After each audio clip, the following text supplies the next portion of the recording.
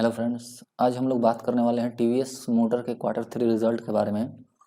अभी हाल ही में quarter three result publish हुआ है आज ही के डेट में, तो इसके कुछ हाइलाइट्स को हम लोग देखेंगे। पहली बात है फ्रेंड्स कि जो थ्री व्हीलर सेगमेंट में सेल्स जो हैं वो डिक्लाइन हुए हैं, तो ये एक निगेटिव पॉइंट है कंपनी के लिए। जबकि हम लोग देखेंगे कि इलेक्ट्रिक जो व्हीकल्स हैं, इलेक्ट्रिक व्हीकल्स में इंक्रीजमेंट देखने को मिली है और ये करीब 4.8 लाख जो यूनिट्स हैं वो अधिक सेल हुए हैं पिछले ईयर्स के रिस्पेक्ट में। तो आगे कुछ और पॉइंट्स को हम लोग थोड़ा सा देखेंगे।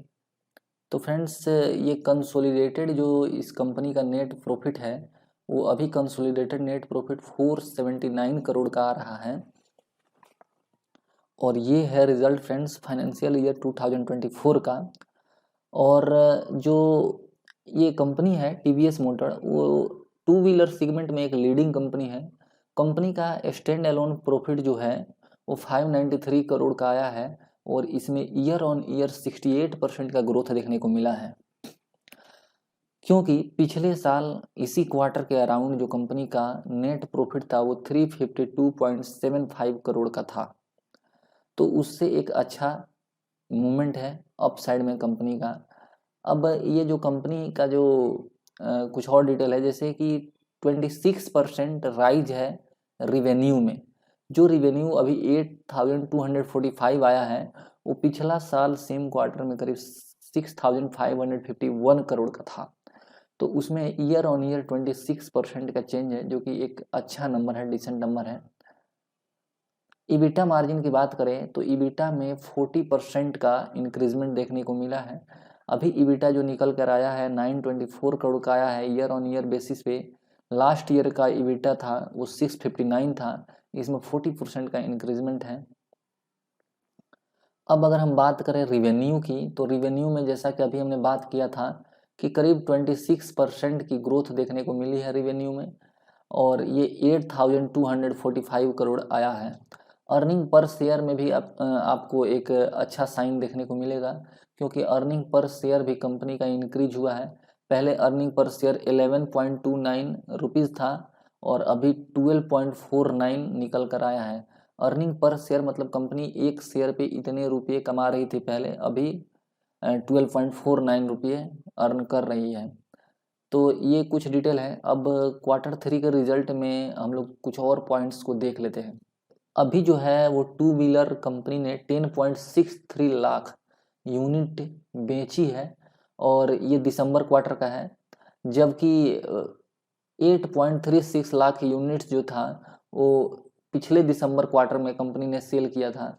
तो उसके रिस्पेक्ट में एक अप ट्रेंड दिख रहा है और एक्सपोर्ट के मामले में भी कंपनी में एक डिसेंट ग्रोथ देखने को मिला है, जो कि 2.16 लाख यूनिट जो है अभी एक्सपोर्ट हुए हैं।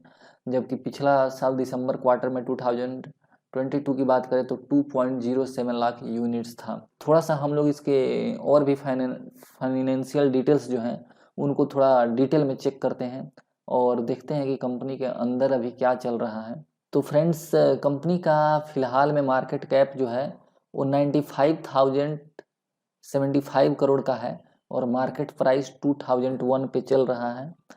कंपनी का आरओई जो है फ्रेंड्स वो 25% का है, जो कि एक अच्छा नंबर है। रिटर्न ऑन कैपिटल 13.2 का है और 5 ईयर्स का आरओई जो है 21.2 का है। तो ये आप देख सकते हैं कि एक एवरेज आरओई अच्छा मेंटेन किया हुआ है कंपनी। और डेट थोड़ा सा ज़्यादा है, चूँकि कैपिटल इंटेंसिव बिजनेस है तो डेट इसमें रहता ही है। और अर्निंग पर शेयर की बात करें तो ये 34 है। वहाँ पे हम लोग जो अर्निंग देख रहे थे वो क्वार्टर का अर्निंग पर शेयर था। ये आप समझ सकते हैं ईयरली अर्निंग पर शेयर निकाला गया है। अब यहाँ पे प्राइस में देखेंगे तो प्राइस आप इसका मैं 5 ईयर्स कर देता हूँ। यहाँ पे आप देखेंगे एक अच्छा ट्रेंड देखने को मिला है हमेशा से। तो ये एक गुड कंपनी का साइन होता है, क्योंकि वो एक ट्राइजेक्टरी में मूव करती है, एक डायरेक्शन में मूव करती है और ये इन्वेस्टर्स के पैसे को बढ़ाती है, बनाती है, उनके पैसे को डुबाती नहीं है। ये अच्छी कंपनियों का एक साइन होता है।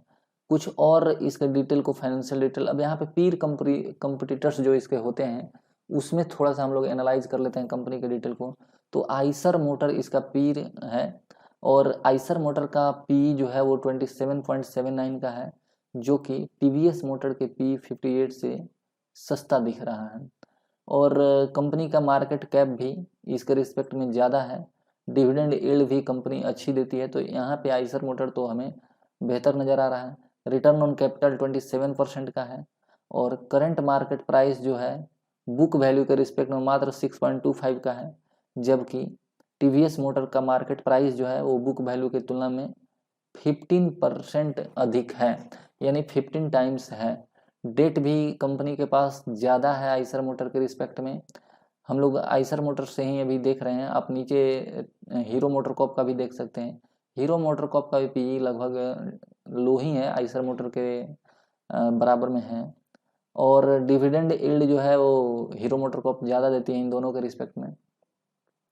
रिटर्न ऑन कैपिटल इस कंपनी का भी अच्छा है और ये नेट क्वार्टर प्रॉफिट है। तो डेट टू इक्विटी रेशियो जो है वो हीरो मोटरकॉप और आइसर मोटर दोनों का ही बेहतर है in comparison to TVS Motor. Return on equity जो है वो 25% का है टीवीएस मोटर का, तो यहाँ पे रिटर्न ऑन इक्विटी में कंपनी अच्छी है। और अर्निंग पर शेयर जो है वो 12 मंथ का वो 34 है, जबकि अदर कंपनियों का 130 एंड 162 है, तो इनका बेहतर है in comparison to TVS Motor. Current market price जो है वो सेल्स की तुलना यहाँ किया गया है, तो सेल्स की तुलना में current market price Eicher motor का ज़्यादा है, इन दोनों के कम है। ये ऑपरेशनल प्रॉफिट मार्जिन है फ्रेंड्स। तो कंपनी का टीवीएस मोटर का ऑपरेशनल प्रॉफिट मार्जिन करीब 30% के आसपास है, 13% आता है। 3 इयर्स के रिटर्न की बात करो तो 56% है और इनका रिस्पेक्टिवली कम है। 5 इयर्स में भी कंपनी ने एक अच्छा परफॉर्मेंस दिया है। तो ओवरऑल कंपनी इन्वेस्टमेंट के पॉइंट से तो ठीक है, कोई ज़्यादा दिक्कत नहीं है। अब हम थोड़ा सा और कुछ पॉइंट्स को ऑब्जर्व करते हैं, जैसे कि CAGR में क्या कंपनी का स्थिति है। तो यहाँ पे हमें निगेटिव नहीं देखना है, देखना है कि मतलब अच्छे ग्रोथ है या नहीं। तो सेल्स ग्रोथ जो है वो 10 साल का 16% के CAGR से ग्रो कर रहा है और 5 साल का 14% और 3 इयर्स का 19%, तो ये एक डिसेंट नंबर है, अच्छा नंबर है। प्रॉफिट में भी काफ़ी अच्छी ग्रोथ है, 26% CAGR दे रहा है 10 इयर्स का और 3 इयर्स का CAGR 25 का है। स्टॉक के प्राइस में भी एक अच्छा हमें मूवमेंट दिखा है और 10 इयर्स का जो CAGR है वो 40% का है, तो ये एक डिसेंट नंबर है और इसने मतलब इन्वेस्टर्स को वाकई काफ़ी पैसे दिए हैं। 5 इयर्स का 32% है। रिटर्न ऑन इक्विटी की बात करें तो वो भी काफ़ी अच्छा है और एक डिसेंट नंबर जो है 20 से 25 के बीच में मेंटेन किया हुआ है एक एवरेज। तो ओवरऑल देखा जाए तो कंपनी जो है फंडामेंटली काफ़ी स्ट्रॉन्ग दिख रही है और जाहिर सा बात है ये इन्वेस्टर्स के लिए काफ़ी अच्छे साइन हैं। थोड़ा सा प्रोमोटर्स होल्डिंग की बात कर लें तो प्रोमोटर की जो होल्डिंग है वो ईयरली बेसिस पे हम लोग चेक कर लेते हैं। तो आप देखेंगे प्रोमोटर की होल्डिंग थोड़ा सा घटा हुआ है, करीब 7% के आसपास मार्च 2022 में। और यहाँ पे आप देखेंगे कि FII जो हैं वो इन्वेस्ट किए हुए हैं, उनने अपनी होल्डिंग बढ़ाई है मार्च 22 के बाद से।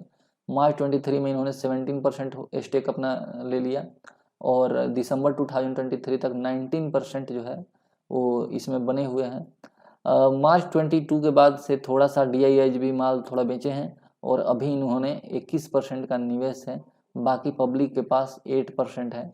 पब्लिक का माल यहाँ पे घटा हुआ है ओवर द टाइम। तो FII DIIs का जो एनालिसिस है वो बेहतर ही होता है, तो ऐसे में हम इस कंपनी को कंसिडर कर सकते हैं। जब भी डीप मिलता है आप इसमें बाई करके चल सकते हैं, देयर इज़ नो इशू। फिर भी ये हमारे तरफ से रिकमेंडेशन नहीं है, आप अपने फाइनेंशियल एडवाइजर से सलाह अवश्य लें। आज की वीडियो में इतना ही, मिलते हैं नेक्स्ट वीडियो में। Thanks for watching this video.